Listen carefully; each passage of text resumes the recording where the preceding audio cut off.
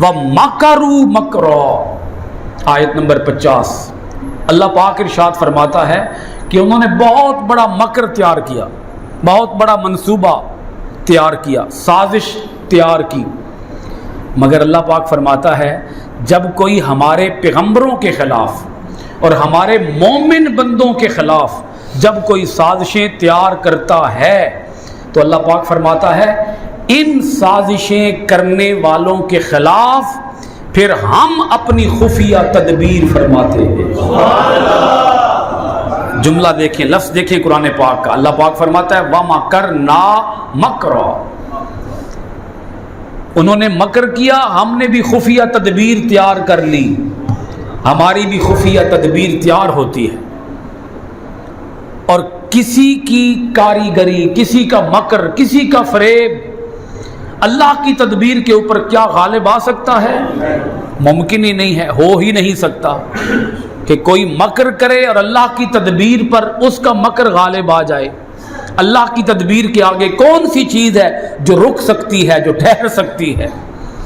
اللہ کی تدبیر، اللہ کی خفیہ تدبیر کے آگے کس کا بس چل سکتا ہے، کس کا داؤ چل سکتا ہے؟ کون ہے جو اللہ کی تدبیر کا مقابلہ کر سکے؟ جب اللہ پاک نے تدبیر فرمائی، اس کی تدبیر کیا تھی؟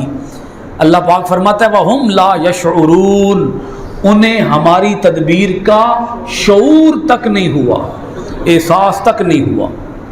اللہ پاک فرماتا ہے ان کے مکر کا ہمیں علم تھا کہ انہوں نے مکر کر لیا، انہوں نے ہمارے پیغمبر اور ہمارے پیغمبر کے ماننے والوں کو قتل کرنے کی ٹھان لی، ہمیں علم تھا، ہمیں معلوم تھا، ہم نے تدبیر تیار کر لی، مگر ہماری تدبیر کا انہیں کوئی عطا پتہ نہیں تھا کہ وہ رب کیا تدبیر فرما رہا ہے۔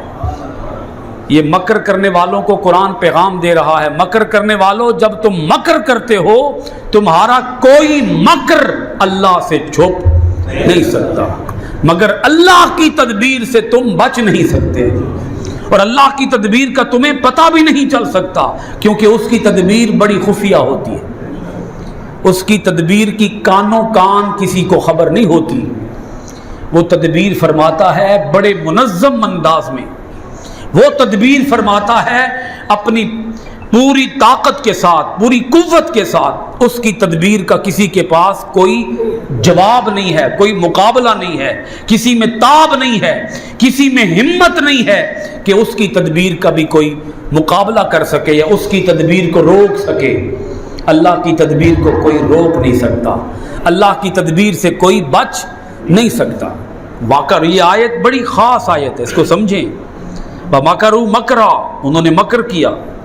یہ عربی زبان کا ایک محاورہ ہے، عربی زبان کا، چونکہ قرآن مجید عربی محاورے پر نازل ہوا، اہل عرب کے محاورے پر نازل ہوا، تو بعض لوگوں کو مغالطہ لگا اور انہوں نے وَمَكَرْنَا مَكْرًا کا معنی یہ کر دیا، اللہ پاک نے فرمایا کہ ہم نے بھی مکر کیا۔ نہیں، یہ ترجمہ بے ادبی ہے۔ جب ہم اردو میں آئیں گے تو اردو کے اندر ہم اس کا ترجمہ کریں گے خفیہ تدبیر۔ وہ عربی کا محاورہ ہے، قرآن پاک عربوں کے محاورے پر نازل ہوا۔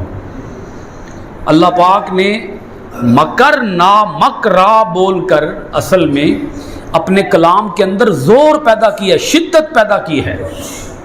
وہ شدت یہ ہے کہ تمہارا مکر کہاں، اللہ کی تدبیر کہاں۔ وہ جب سیم لفظ آتا ہے نا آگے عربی کے اندر سیم لفظ آتا ہے تو اللہ پاک فرماتا ہے دیکھو جو میری تدبیر ہے، میری تدبیر، اس میری تدبیر کے آگے تمہارے مکر کی حیثیت کیا ہے، تمہارا مکر کیسے چل سکتا ہے اللہ کی تدبیر کے آگے۔